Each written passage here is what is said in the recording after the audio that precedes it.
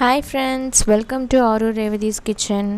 இன்றைக்கி நம்ம ரோகு மீன் வறுவல் எப்படி செய்கிறதுங்கிறத தான் பார்க்க போகிறோம். காலையிலே போய் ஃப்ரெஷ்ஷான மீனாக பார்த்து அப்பாவும் மம்மியும் சேர்ந்து வாங்கிட்டு வந்துட்டாங்க.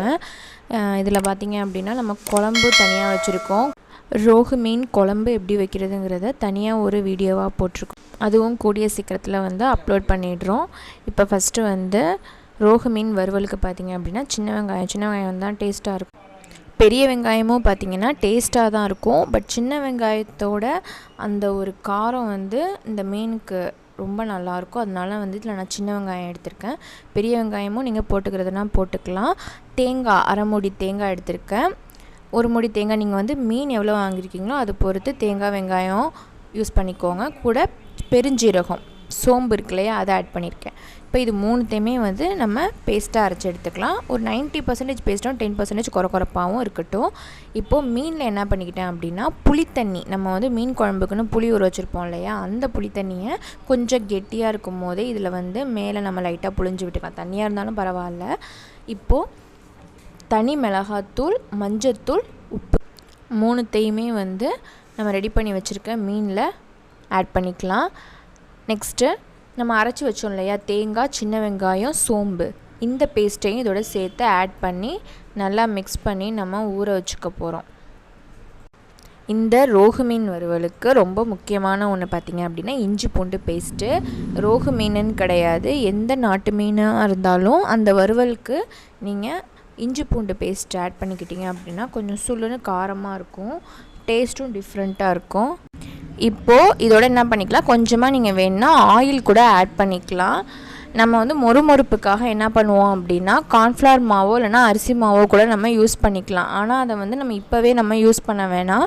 கடைசியாக நம்ம ஒரு 1/4 மணி நேரத்துலேருந்து அரை மணி நேரம் வரைக்கும் நல்லா நம்ம இந்த மீனை ஊற வைக்கணும். அப்போ தான் அந்த மசாலாலாம் நல்லா உள்ள மீனுக்குள்ளே இறங்கியிருக்கும்.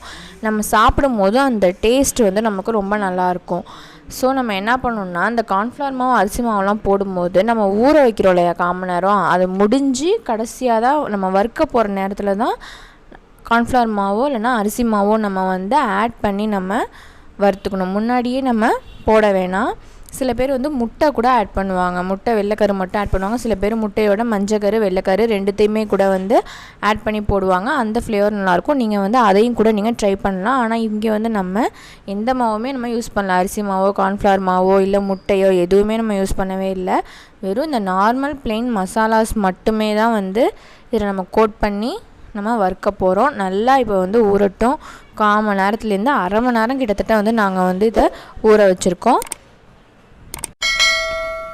கலர்ஃபுல்லாக வேணும், இன்னும் எனக்கு ரொம்ப ப்ரைட் கலராக வேணும் அப்படின்னு நினச்சிங்கன்னா நீங்கள் அந்த ஆர்டிஃபிஷியல் கலர்ஸ் யூஸ் பண்ணாமல் காஷ்மீரி சில்லி பவுடர் இருக்கு இல்லையா, அது கூட நீங்கள் யூஸ் பண்ணிக்கோங்க. இப்போல்லாம் பார்த்திங்கன்னா நார்மல் மிளகாத்தூள், குழம்பு மிளகாத்தூள் அரைக்கும் போது இல்லைனா தனி மிளகாத்தூள் அரைக்கும் போதே எல்லாம் சேர்ந்து தனியாக ஒரு காஷ்மீரி சில்லி வாங்கி அதை காய வச்சு அதை தான் வறுத்து அது கூட ஆட் பண்ணி வச்சுக்கிறாங்க. நீங்களும் அந்த மாதிரி பண்ணுறதுனா பண்ணி வச்சுக்கோங்க. இப்போ நம்ம ஆயில் தோசைக்கல்லில் போட்டாச்சு. நம்ம ஒவ்வொரு மீனாக எடுத்து வறுத்து எடுத்துக்கலாம். ஆயில் கொஞ்சம் ஓரளவு ஹீட் ஆகட்டும். இந்த பக்கம் பார்த்திங்கன்னா நம்ம ஊற வச்ச மீன் எல்லாம் 1/2 hour நாங்கள் ஊற வச்சுருக்கோம். 1/2 hour நல்லா ஊறி இந்த மசாலாஸ்லாம் சூப்பராக அதுக்குள்ளே இறங்கியிருக்கு. மீனே பார்த்திங்க அப்படின்னா ரொம்ப புசு புசுன்னு இருக்குது. சில பேர் ஊறுற வரைக்கும் என்ன பண்ணுவாங்க அப்படின்னா ஃப்ரிட்ஜ் இருக்கு இல்லையா, ஃப்ரிட்ஜில் கொஞ்ச நேரம் வச்சுருவாங்க. அந்த மசாலாஸ்லாம் நல்லா செட் ஆகட்டும் அப்படின்னு மீனில் மசாலாஸ் அப்ளை பண்ணி ஃப்ரிட்ஜில் வச்சுருவாங்க. அந்த மாதிரி கூட வைக்கலாம், அதுவும் நல்லா தான் இருக்கும். மோஸ்ட்லி மீன் பொரிக்கும் போது பார்த்திங்க அப்படின்னா தேங்காய் எண்ணெய் இருக்கு இல்லையா, தேங்காய் எண்ணெயில் பொரிச்சிங்க அப்படின்னா செம்ம டேஸ்ட்டாக இருக்கும். அது ஒரு வேறு ஃபீல் டேஸ்ட்டாக இருக்கும், சூப்பராக இருக்கும் அது. இப்போ நம்ம இங்கே யூஸ் பண்ணியிருக்கிறது பார்த்திங்க அப்படின்னா தேங்காய் எண்ணெய் தான். இது நாங்களே கோகோனட் இருக்கு இல்லையா, தேங்காய் காய வச்சு ஆட்டி எடுத்த தேங்காய் எண்ணெய் தான். அந்த தேங்காய் எண்ணெய் தான் நாங்களும் இதில் யூஸ் பண்ணியிருக்கோம். தேங்காய் எண்ணெயில் மீன் வறுக்கும் போது டேஸ்ட் ரொம்ப நல்லா இருந்தது.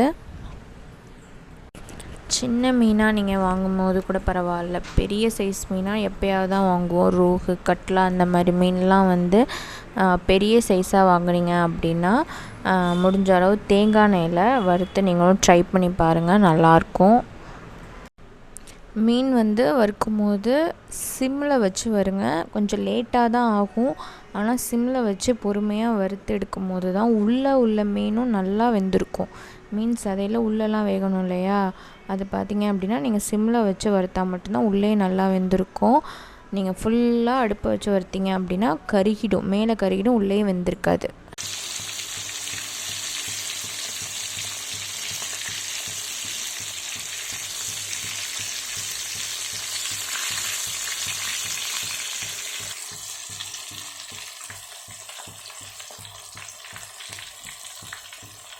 இப்படி சிம்லேயே வச்சிங்கன்னா அடி பிடிக்காமல் வரும்.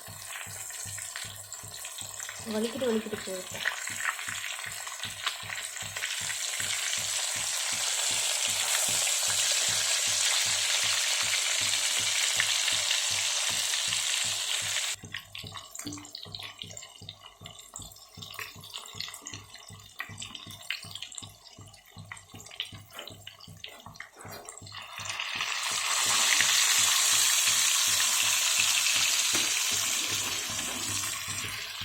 எல்லாத்தையும் நல்லா திருப்பி போட்டுட்டேன்.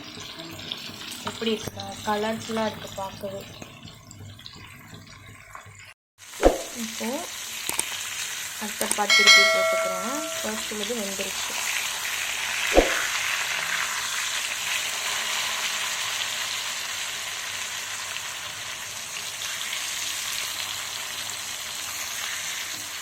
கலர் பாருங்கள் எப்படி இருக்குன்னு, பார்க்கவே ரொம்ப எண்ணெயாக இருக்குது.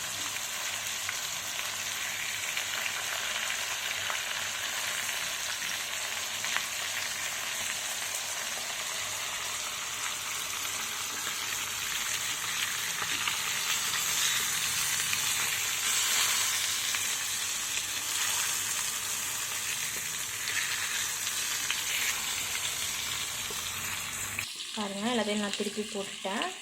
இப்போ ஒரு செகண்ட் சைடு பார்த்திங்கன்னா நல்லா வெந்துட்டுருக்கு. அப்படியே நல்லா சிம்மில் இருக்கட்டும். அவ்வளோதாங்க, ரெடி பண்ணி வச்ச எல்லா மீனையும் வறுத்து எடுத்தாச்சு. ரோகு மீன் வறுவல் ரொம்ப சூப்பராக ரெடி ஆகிடுச்சு. நல்லா கலர்ஃபுல்லாக மொறுன்னு இருக்குது பாருங்கள். வெளியில் அவுட்டர் லேயர் நல்லா மொறுன்னு, உள்ளே நல்லா புஸ்னு இருக்குது. செம்ம டேஸ்ட்டாக இருக்கும். நீங்களும் ட்ரை பண்ணி பாருங்கள்.